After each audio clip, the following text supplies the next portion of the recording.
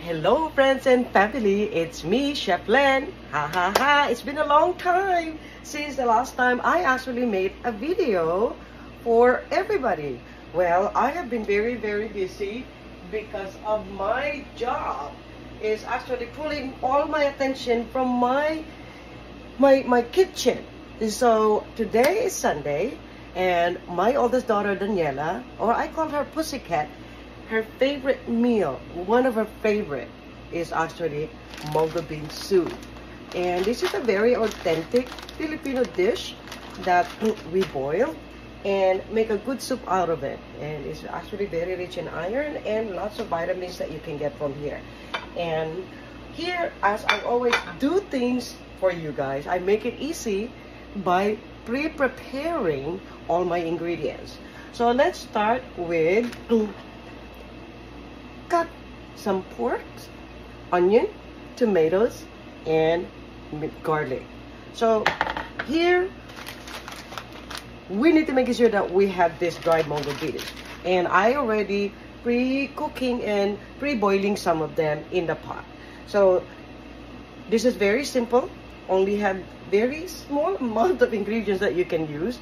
A little bit of salt, fresh ground pepper, and I use to add some flavor is some Filipino shrimp paste, or we call it bagoong. Okay, so making sure when you buy the bagoong, get something that is actually not too salty. So what I use is Barrio Fiesta, which I shouldn't say their names. So let's set this aside and let's show you the most authentic Filipino leaves that we use, that rich in iron and that gives so much flavor to all kinds of soup. You can use this in tinola, you can use this on nilaga, and you can use this with your ginisang Mongo. So this is what we call malunggay. Malunggay is like weeds in the Philippines, but here is like gold. We buy this per pounds here in the United States. So which is okay because it actually give you a lot of flavor from your cooking. So let's put this. So one of the things that I add with this beautiful Mongo soup is that here's the style on trying to get rid of some of the bitterness of the bitter melon. We need to have a bitter melon on this dish, in this soup. So I put warm water with a little bit of salt. And once you start cutting this, you want to soak this beautiful bitter melon in that salty water. Why? So that it actually get rid of some of the bitterness. So a lot of people, they have so much superstitions that if you're cooking or cutting bitter melon, you shouldn't be talking, because the more you talk, the more that the bitter melon will get bitter. So anyway, we don't believe on that. We just want to make it sure that you guys all know how I prepared all this food. And again, I made this yesterday, and my daughter came back to me and called me today and asking if I can make some more for her. So some Filipinos actually use and add chicharron. Chicharron is the pork skin, and my daughter don't like the pork skin, so I'm gonna have to put extra pork instead of chicharron. So now all these ingredients are all prepared, everything else is all ready.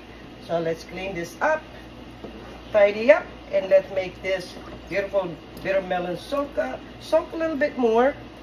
And let's prepare our Mongo and the rest of the ingredients. So with the malunggay, what we use, how we do this, is pretty too much work.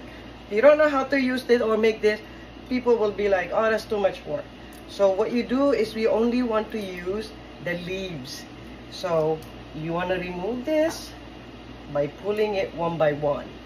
So from there, then you'll see that, oh wow, this is really too much work. So this is how we pretty much use this kind of veggies. So let's go in our beautiful Mongo. Our Mongo beans, as I said earlier, is already start boiling, so that by the time they're fully cooked, is all ready to be garnished. So let's go to our Mongo beans. So here what we do is I start boiling these Mongo beans. You cook this in a very low heat. It's like cooking rice. So once it's all fully cooked, what you do is smash it and make it sure that every beans is all soft and fully cooked. So let's keep that rolling, and once the beans is fully cooked, we're going to add the rest of the ingredients. Let's stay tuned. Alright, we're back here, friends and family. As I said and mentioned earlier, this is what we do with our beans. We boil them and making sure that every part of these beans is all fully cooked. So as you see, everything else is all grinded. And now we're going to start the process on how to incorporate all the rest of the ingredients. So the first thing I do is caramelize the pork. As I said earlier, my daughter refused to put the chicharron, so she wanted to have more pork so that she have more flavor on the meat. So, and here we go. So once we caramelize all this pork, this meat, then we'll add the rest of the ingredients. So, I want to remind everybody, when I cook something, I want to make sure it's simple and affordable and very, very delicious.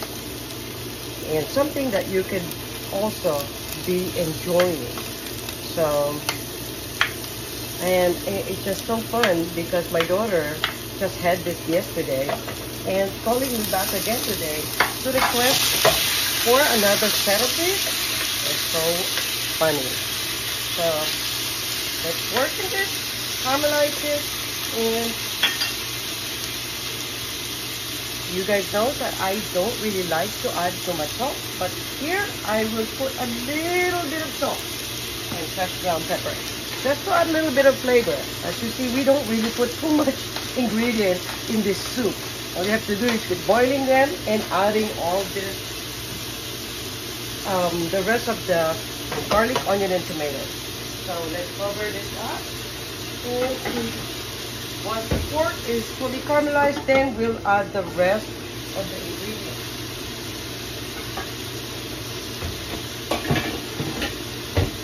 You probably realize or notice that I have all brand new pots and pans. Hey, I'm so happy that I'm actually getting everything else organized this time. And stay tuned and let's wait until the pork is fully cooked. Thank you. Here we go, friends and family. As you see, our pork is now fully caramelized and golden brown. So now let's incorporate the rest of the ingredients. Let's put the garlic, the tomatoes, and the onion. As you see, they all goes together and they will all added all the flavors in there. And again, since we're going to be adding the shrimp paste, and shrimp paste, Filipino shrimp paste is actually made out of, you know, little tiny baby shrimp, and they're so salty. So this is the reason why I try to avoid not putting too much salt on anything, because they already have their own natural salt flavor. So let's close this up and let's start working on getting our bitter melon. Guys, remember the bitter melon, once I chop it, I soak it in water with some salt so that it will not be too bitter when you use it. So we are going to cook that as well together with our pork, onion, garlic, and tomatoes. Here we go, guys. That's just smell. It's already invitation and giving me so much yum, yum, yum. This is why my daughter loves this soup. So now we're gonna add our bitter melon and let them all sit there and cook together with the rest of the veggies. So while we are waiting, our Mongo beans is already fully cooked and it's just waiting for us to finish up the process of these veggies and bitter melon. So let's put that and wait until it's fully cooked, and till then we'll see the final cooking for our Mongo beans. Alright, we're back here, and now as you see, this whole bitter melon is all fully cooked. Oh my god, just the smell of these beautiful vegetables are so delicious and inviting already.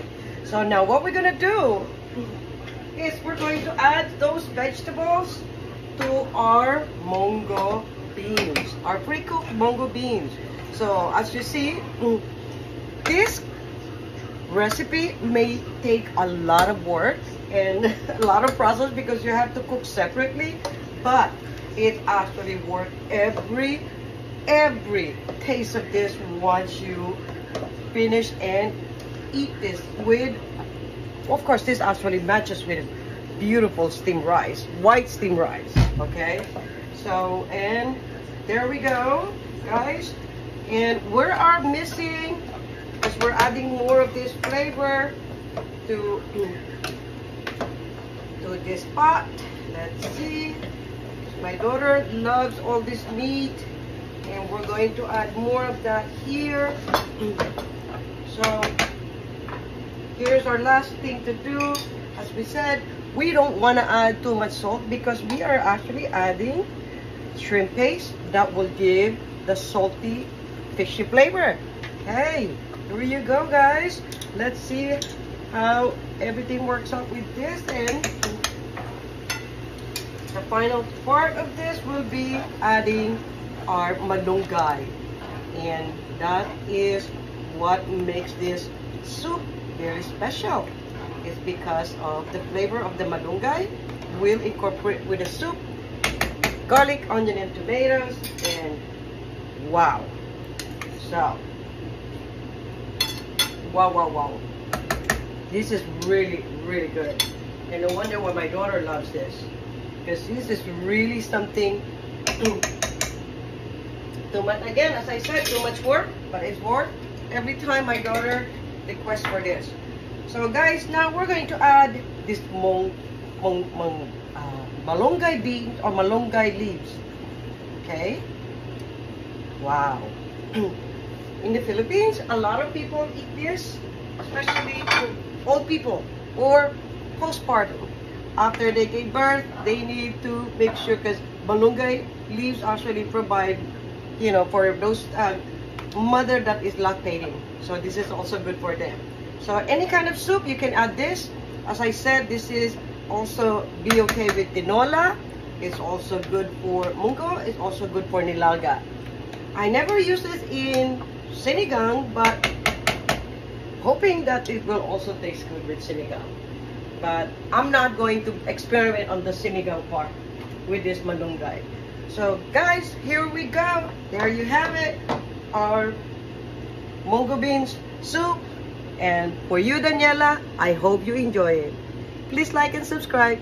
See you soon. Thank you.